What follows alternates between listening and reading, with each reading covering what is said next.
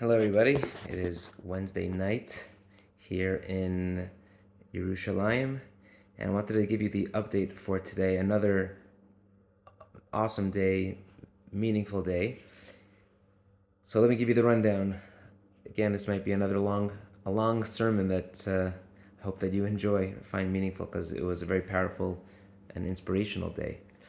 In the morning, we started out at Yeshivat Shalavim. The reason why we went to Shalavim is not just because Akiva is learning there, and it was good to see him again, but because Yeshiva of Sderot, which has up to 600 kids, has been moved temporarily, relocated to Yeshivat Shalavim, and the Rosh Yeshiva, Rabbi Fandel, is American, and we got to speak to him and meet with some of the boys. So we spoke to him about his vision for Sderot and how important of a place it is.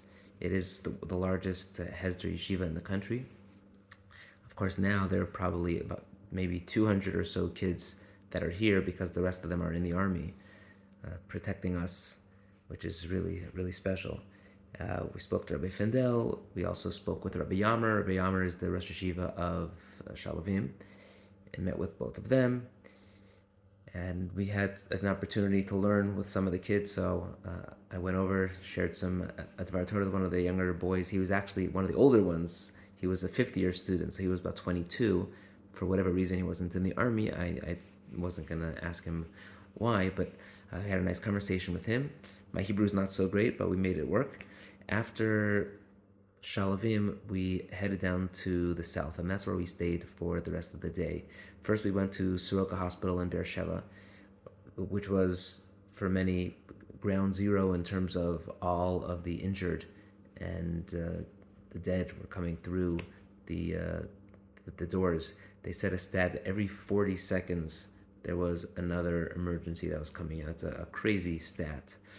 And they discussed how there were hundreds and hundreds of injured that were there, and they never ran out of a bed, which was amazing. They were prepared. They had the staff ready to go. When they got word of what was happening, they were there before all of the injured came into the hospital, and they always had room. They have a special room which we entered into, which is when emergencies take place, and they had it all ready to go. It's amazing, stark contrast that one of the doctors mentioned to us that in 9/11, there so many of the injured were just waiting in the emergency room. They couldn't get anywhere. Here, everyone was treated right away. Those who they could wait 24, 48 hours to treat, they would wait, and those who were more critical, they treated first. They also mentioned to us that in this hospital, about over 1,400 babies were born over this month. So despite all of the trauma and the disaster and the tragedy, there is still great simcha, great joy. They even have a camp. They have a camp right now in the hospital for staff's kids, and also for others who were displaced, that they need a place to put their kids to get to work. They opened up a camp in the hospital. It's a large hospital. It is larger than you take all the hospitals in Yerushalayim. They're still not as large as the Soroka Hospital. When we were there, we had a chance to meet the chaplain. We also had a chance to visit some of the cholim, some of the injured from the attacks. So we split up into different rooms. I went into a room and visited with a police officer who went with his commander in an armored car to community looking for people to help. They finally found a group of people that needed help in a town called Urim, and the commander and him, Amiram is his name, got out of the armored vehicle to go help the evacuees, and they were ambushed. And the commander was shot and killed. He was shot in the stomach and the back, and he was there to tell a story. He was placed in an induced coma for 11 days. His wife didn't know where he was and went around from place to place with his picture, asking if you know where my husband is.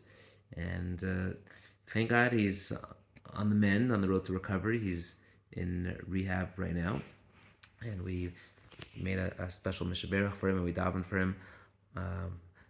His name is Amiram Ben Shlomit, and that was the individual who we saw others had opportunities to meet others who had other amazing stories, crazy stories. Sometimes with all the tragedy, you have all these stories about miraculous recoveries, how they were saved. Some met with a fellow who was in one of these digging trucks in Gaza, and an RPG was thrown at them, and it was hit, and they thought they were going to die, him and his partner.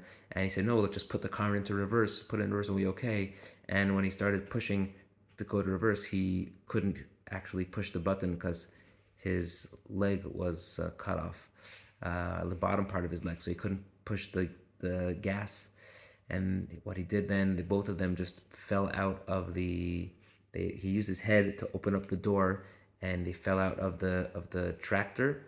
And about 30 seconds later, the tractor went up in flames, and he was saved. Again, another crazy miracle. Another story of a rabbi who was davening Shachris at the shul, and they got the Birchas Kohanim, and he said, Yivarecha Hashem, right before V'yishmerecha is when the terrorists came in and started to wreak havoc. But thankfully, he was saved. They thought they were going to need to amputate his leg because of the wounds, the shrapnel in his leg. But Baruch Hashem, he made it, and he's also on the road to recovery. So a lot of meaningful stories, nisim v'niflaot, amid all the tragedy, beautiful miracles as well. After the Soroka hospital, then we went to the town of Yachini.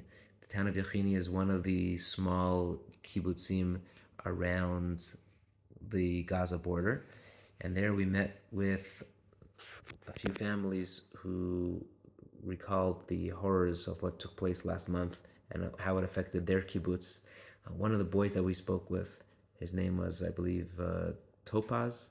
He actually lost his father and his uncle. They both were killed on October 7th. He was there, and despite that, he had a gun. He was in the army, and he made it his mission to do all the logistics to help prevent the terrorists from getting further into the kibbutz. He ended up going to the hospital, taking his uncle there. His dad was killed.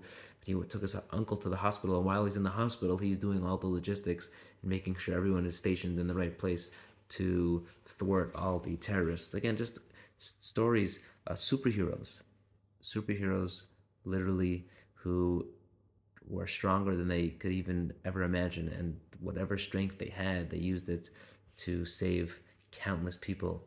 There are other miraculous stories. Again, there was a group of 5 women who were in a mamad. They didn't lock the door. It was open. The terrorists came into the house, and they just sat down and they were drinking. And for whatever reason, they didn't continue to the open door in the mamad and just killed the women that were there. They just walked out. Can't explain some of these miracles, again, despite all of the horror and the tragedy. So that was in Yachini. From Yachini, we went to Sderot. And in Sderot, we met with the mayor, who is a very important figure in the Israeli political scene, since it's the largest community in the south. And he spoke to us about how they're going to rebuild, and they're going to keep on going, and nothing is going to stop them. And while we were in Sderot, and one of the heartbreaking things that I saw is that we went to the Merkaz, the main community center, and there are flyers there. I mean, Sderot right now is a ghost town. Nobody's there. Everyone evacuated. There are some in Eilat, some in Ramat Gan, some in Yerushalayim. And there's a sign in front of the Merkaz for Hakavot Shniot to take place when? On October 7th at 8:30 p.m., something like that. And just you see that sign, and you know that it was there before October 7th, and you know they didn't have a chance to have Hakavot Shniot. But you think about what life was like when that sign was put up and what happened right before. Just a powerful, powerful image, very moving. While we were in Sderot, we had the chance to walk around some of the town. We went to the police station. The police station was where the terrorists infiltrated, and that was the first place they went to. and we met with some of the officers who were there around the police station. One of the female officers, her shift ended at 5:30. She went home, and then she heard things were going on, and she went back. And because she went in the opposite entrance, which she never does, she always goes in the main entrance, but because she went through the back entrance, she was able to reverse and save her life. Again, stories that is just not really believable. It's unimaginable how Hashem orchestrated them to be able to survive these heinous crimes. When they were there, they had no idea that there were 25 terrorists in the police station. They had killed everyone in there, and I think they said 85 total, about 55 total were killed in Sderot. 8 police officers and 47 or so civilians. They took over the police station, and they were just shooting at people in the streets. They didn't go door to door because there were so many opportunities just to kill people walking down the street. But thank God they were able to neutralize the terrorists, and then they got the green light to raise the building. The police station, I have some pictures, which hopefully you'll be able to see. The police station was completely razed to the ground. They killed the terrorist inside the building because they blew it up, and that was the only way they could move on, was just to knock it down. So there is no more police station there. They're moving the police station to a different location. So that was there. Very powerful stories about the police station. Then we continued moving. We went to the yeshiva of Sderot, and there we got to daven. The yeshiva they haven't davened in there since Simchas Torah. We got to daven mincha in the yeshiva, which was very meaningful. In the yeshiva, we got to. I noticed a pair of tefillin that were sitting in one of the spaces, which again for me was just heartbreaking. That there's a pair of tefillin for someone that is maybe in Gaza, maybe someone else that doesn't have his tefillin. That was just it hurt me. Then when we were in Sderot, we also, you can see, like, Nava took a picture where you see like the water bottles are there. Some of the caps, the bottle caps are open, just like things were just left there. And then we went up to the rooftop to get the view of where Gaza is in comparison to Sderot. Again, you have like 10 seconds to run for cover, and that's it. There were no sirens that went off while we were there, but we did hear some booms going off regularly in Gaza, which I believe indicates that Israel was taking care of whatever they needed to take care of on a regular basis. So when we were in Yachini and when we were in Sderot, we heard these booms, the constantly going off. We took a tour, went to one of the Batei Knesiot in Sderot, and one of the individuals, one of the residents of the community, told us about the fact that the terrorists surrounded this shul and they were trying to get in. And one guy, a young guy who had one magazine, was able to fend them off, scare them from entering into the building, into the shul. And what they did was they threw in grenades. There were 20 or 30 guys in the shul. They threw in a grenade. It didn't explode. They threw a second grenade in, and that did not explode. Imagine Nisim v'niflot, that these people were saved. The grenades didn't explode, and I have a video of that as well that I hope to share with all of you. Just powerful experience. Then from the highlight, even after we finished with the tour of Sderot, we went back into the bus. I believe we went to some other place nearby. I think it was in Sderot, but somewhere near. I don't exactly know where it was, but we had a big barbecue with Chayalim. It was just amazing. We heard Divrei Torah from Rabbi Rimon. We were singing and dancing. We were spending time with them, giving out our letters from the kids. Just this striking conversation with them. What's the most surreal part of all this is that you meet with so many reservists, and they all have regular jobs, and they all just stopped everything they're doing and ran to the front lines. So I'm meeting with some fellows that a guy was a real estate lawyer, and this one worked as a director at Mobileye, a tech company. this person works in a bank. Everyone has regular jobs and they're no longer working. They just dropped everything, and they see their kids, once every few weeks in their families. This one has a family of six. One guy has a family of six and he has two kids that are in the army.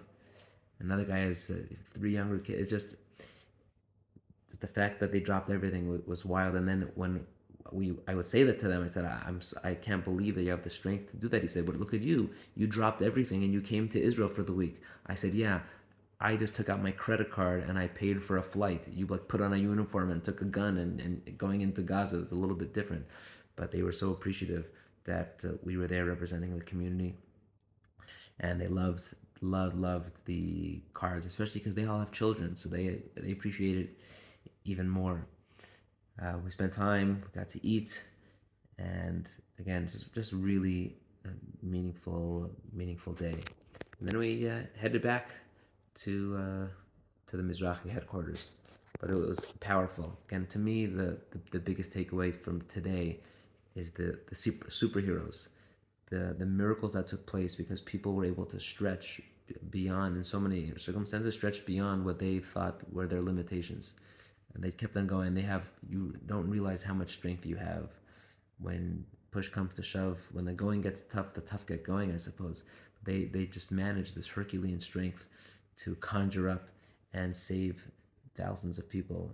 And the Kadosh Baruch Hu again was looking down on many and sparing them from death and giving them the opportunity to continue to live. They have a tafkid, they have a purpose, which hopefully they will find and they will continue to use to serve as a light and inspiration to others.